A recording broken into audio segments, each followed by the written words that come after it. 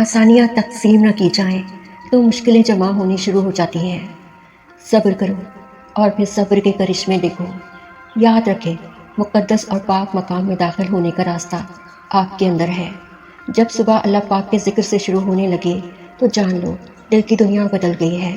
جھک کر جیو گے تو جام کوثر پیو گے۔ عزت صرف وہ خدا دیتا ہے، کسی کے برا چاہنے سے کوئی فرق نہیں پڑتا۔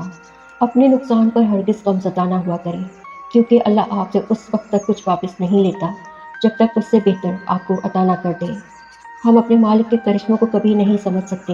وہ عجیب ہے، بہت آزماتا ہے، آخری حد تک لے جاتا ہے، پھر ایک دم کچھ ایسا کر دیتا ہے کہ تمام زخم ایک ساتھ بھر جاتے ہیں۔